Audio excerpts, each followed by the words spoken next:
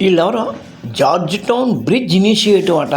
India మీద వీళ్ళు ఏదో రిపోర్ట్ ఇచ్చారు. వీళ్ళు ఎవరా అని ఎతికితే గనక వీళ్ళు అబ్దుల్లాలు అని అర్థమైపోయింది. ఈ అబ్దుల్లాల జార్జ్ టౌన్ బ్రిడ్జ్ ఇనిషియేటివ్ ఇచ్చిన రిపోర్ట్ని బేస్ చేసుకుని ఇండియన్ అబ్దుల్లాలు ఏం పోస్టులు పెడుతున్నారో చూడండి. మోర్ లవ్ లెస్ హేట్ అట. We are one, do not divide us in the name of religion అట. ఆఖరిది final, love is not a crime అట. ఆఖరిది అర్థమవుతుంది కదా, లవ్ జిహాద్ అనేది నాట్ ఏ క్రైమ్ అంటున్నారు. ఇంతకు ఈ జార్జ్ టౌన్ బ్రిడ్జ్ నివేదికలోని ముఖ్యమైన అంశాలు ఏంటంట? ఇండియాలో హిందువుల్ని అబ్దుల్లాలతో వ్యాపార భాగస్వామ్యాలు చెయ్యొద్దు అని అంటున్నారట.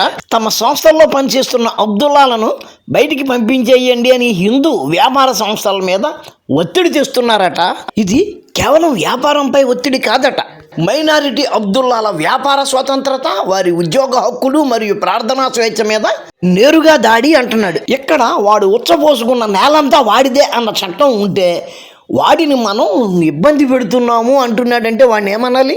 అసలు వాడు ఆ నివేదిక ఇచ్చాడంటే ఆ సమాచారం వాడికి ఎవడిచ్చాడు? మన దిక్కుమాలిన పత్రికలు, అబ్దుల్లాల సంస్థలు, అంతేనా?